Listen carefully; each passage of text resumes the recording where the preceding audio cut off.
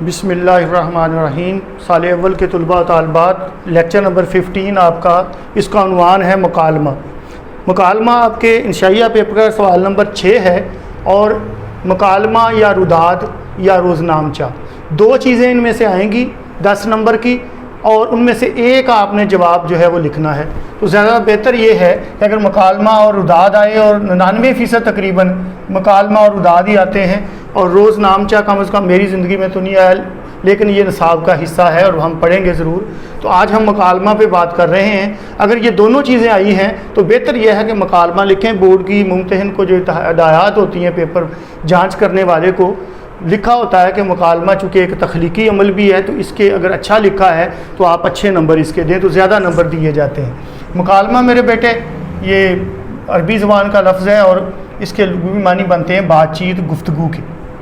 दो या दो से ज़्यादा अफराद की बाहमी बातचीत, गुफ्तगू या बहस जो है, मुबाहिसा जो है, उसको हम मुकालमा कहते हैं। लेकिन इम्तहानी हवाले से, इम्तहानी नुक्ता नज़र से ये सिर्फ दो अफराद की किसी ख़ास मौजू पर गुफ्तगू होती है।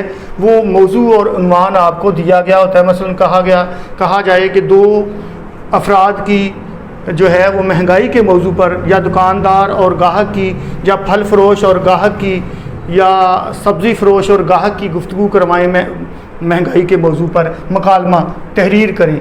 तो इसकी बेटा तवालत जो है वो आप कम अज़ कम 2.5 सफ़े रखें, ज़्यादा से ज़्यादा 3 सफ़े रखें। तो कम अज़ कम, अगर आपके पास बहुत ही कम वक्त है तो 2 सफ़े लिखेंगे। ज़्यादा बेहतर है कि आप 3 सफ़े में इसको मुकम्मल करें ताकि आपको नंबर दिए जाएँ। हमेशा इसको मुकालमे को अहम हदायत मैंने लिखी, मुकालमा हमेशा नए सफ़े से शुरू करें, दरमियान में ना बल्कि नए सफ़े से शुरू करें। और इब्तिदा में मुख्तसर तौर पे मंज़र आप लिखें। आप छोटी ब्रैकेट में मंज़र लिख देंगे कि अख्तर जो है वो प्लाट में या ग्राउंड में बैठा हुआ है, उसका क्लास फेलो अरशद उसके पास आता है और गुफ्तगू का आगाज़ होता है। इतना तवील आपने मंजरनामा नहीं लिखना कि 4-4, 5-5, 6-6, 7-7 सतरें लिखी होती हैं, तो ऐसा नहीं करना। अपने मुकालमे को आप 3 हिस्सों में तकसीम कर लें। पहला हिस्सा इब्तदाई हिस्सा है, इब्तदाई गुफ्तगू है, जिसमें लैक्स लैक होती है, खैर खैरियत दरियाफ्त की जाती है, ना मिलने का शिकवा किया जाता है कि मैं ढूंढ रहा था, तुम मिलते नहीं हो, कई दिनों के बाद तुम्हारी शक्ल नज़र आई। इस तरह की गुफ्तगू इब्तदाई गुफ्तगू इसको कहते हैं। दूसरा हिस्सा बड़ा अहम है, वो मौजू से मुतल्लक़ होता है। वो उन्वान से मुतल्लक़ गुफ्तगू जो है वो किसी तरीके से ग्रेज़ करके, इब्तदाई गुफ्तगू से ग्रेज़ करके आप टर्न करते हैं और मौजू की तरफ आ जाते हैं। मसलन दहशतगर्दी से मुतल्लक़ है तो जो बच्चा बैठा हुआ है, पहले उसके हाथ में अखबार है, दूसरा आता है लैक्स लैक के बाद पूछता है कि ये क्या पढ़ रहे हो तुम, हर वक्त पढ़ते रहते हो। वो कहता है यार कुछ नहीं, ये कराची में जो बम ब्लास्ट हुआ है, जो बम धमाका हुआ है, उससे मुतल्लक़ खबर पढ़ रहा हूँ, दिल खून के आंसू रो रहा है। तो इससे आगाज़ हो जाएगा। अपनी बात को इस हिस्से में मोतबर बनाने के लिए दोनों जो किरदार हैं, दोनों किरदार जो हैं वो दलाइल देंगे और ऐसे लगेगा कि दोनों अपनी अपनी बात पे डटे हुए हैं, अड़े हुए हैं। कुरान, हदीस, अक़वाल, अशार से ये मदद आपने लेनी है और इस मुकालमे को आप क्लाइमेक्स तक, नुक्ता अरूज तक पहुंचा देना है, जिसमें ऐसे लग रहा है कि सुलझाव नहीं होगा। ये दोनों एक दूसरे की बात को कभी भी तस्लीम करने वाले नहीं। फिर तीसरा हिस्सा शुरू हो जाएगा जिसको हम सुलझाव की तरफ लाएंगे, जो मंतकी अंजाम की तरफ जाएगा। मुकालमा अब इख्तिताम की तरफ जा रहा है और एक किरदार जो है उसके दलाइल जो हैं उनमें वज़न है, और दूसरा जो किरदार है अब वो थोड़ी थोड़ी पसपाई इख्तियार करता जाएगा और उसकी ऐसे लग रहा है कि जैसे वो उसकी बात को अब थोड़ा तस्लीम करने की तरफ जा रहा है।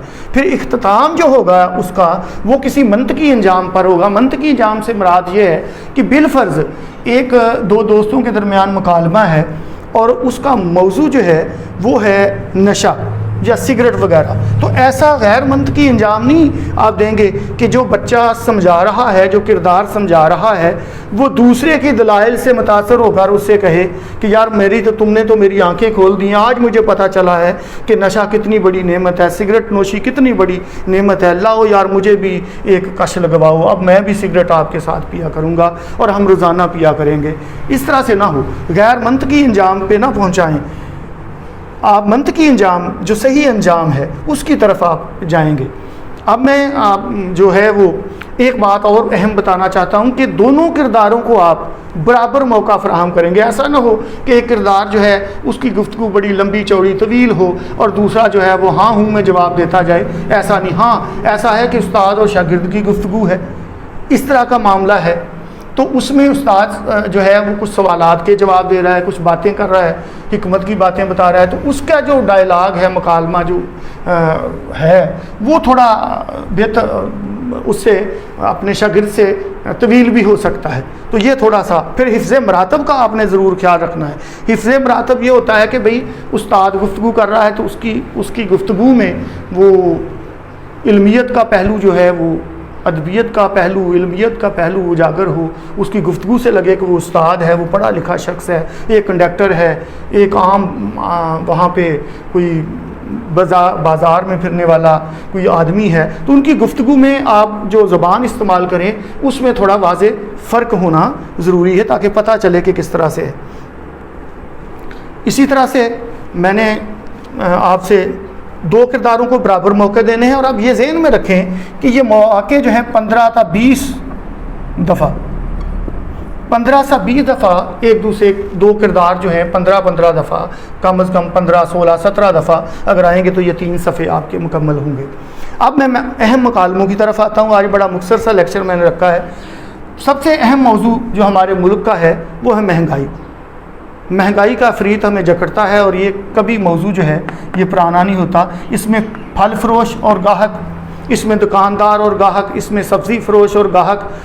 ये ज़हन में रखना है कि अगर फल फरोश और गाहक का मुकालमा है तो फल फरोश ही होगा, और उसमें फलों की बात ही होगी। ये नहीं होगा कि उसमें आप चावल, चीनी और इस तरह की चीज़ें ले आएँ। दुकानदार है तो फिर ये ज़रूर रोज़मर्रा की ज़रूरियात की बात आएगी। इस तरह से सब्ज़ी फरोश है तो सब्ज़ी ही फ़रोख्त करेगा, और गाहक भी जो है वो सब्ज़ी से मुतल्लिक़ ही गुफ्तगू करेगा। फिर दहशत गर्दी है, ये 2 दोस्तों के दरमियान भी हो सकता है, ये किसी और किरदारों के दरमियान भी हो सकता है। उस्ताद के एहतराम से मुतल्लिक़, फ़ैशन परस्ती से मुतल्लिक़, नशा एक लानत, जहेज़ की मांग एक लानत, हम नसाबी सरगर्मियाँ जो हैं, तकरीरें हैं और दीगर सरगर्मियों में हिस्सा लेते हैं, बैतबाजी वगैरह, मुबासे वगैरह, उम्मीदवार और वोटर, इलेक्शन से मुतल्लिक़ मुकालमा। इसी तरह से खेलों की अहमियत जो है तालिब इल्मों की ज़िंदगी में, एक तालिब इल्म जो है वो खेलने की अहमियत को समझता है, दूसरा नहीं समझता। वो किताबी कीड़ा बना हुआ है, सेहत उसकी ज़ाया हो गई है, ख़राब हो गई है, तो दूसरा दोस्त उसको समझा रहा है कि कुछ वक्त निकाला करो। कंडक्टर और मुसाफिर के दरमियान किराया, आए दिन जो है वो बसें जो हैं वो ज़ायद किराया लेती हैं, बसों वाले कंडक्टर जो हैं वो ज़्यादतियाँ करते हैं मुसाफिरों से, तो फिर वो जो झगड़े होते हैं उनके अमूमी। डॉक्टर और मरीज़ के दरमियान आज के दौर में तो बड़ी अहमियत है इस बात की कि डेंगी बुखार में मुब्तला है, या डेंगी से मुतल्लिक़ कोई मामला आते हैं, कोरोना से मुतल्लिक़, या दीगर जो बीमारियां हैं उनसे मुतल्लिक़ जो परहेज़ वगैरह, अद्वियात से मुतल्लिक़, इलाज से मुतल्लिक़, डॉक्टर जो है मरीज़ और मरीज़ डॉक्टर से सवाल व जवाब। माँ और बेटी के दरमियान पर्दे से मुतल्लिक़, पर्दे की अहमियत जो है इस्लाम में, हिजाब की, निकाब की अहमियत, उससे मुतल्लिक़ माँ जो है वो इस्लामी नुक्ता नज़र से बेटी को समझाने की कोशिशों में है। जबकि बेटी जो है वो स्टार प्लस की परवरदा है, वो ड्रामे देखती है, वो कहती है जी आपने फ़लाँ ड्रामे में देखा कहीं वो दुपट्टा का चादर नज़र आई आपको, और ये सारा कुछ फिर वो सीरत फ़ातिमा से हवाले देगी माँ, और कुरान और सुन्नत से हवाले देगी, और इस तरह से बेटी को समझाएगी, और आखिरकार बेटी जो है उसकी बात को तस्लीम कर लेगी, और आइंदा के लिए जो है वो दुपट्टा ओढ़ना या पर्दा करना जो है वो अपने लिए वो कहेगी कि मैं लाज़िम। तो आज का ये मुख्तसर सा लेक्चर था मेरे बेटे, जो मुकालमे से मुतल्लिक़ था। फिर कभी मौका मिलेगा तो तफसील से बात होगी। Thank you very much.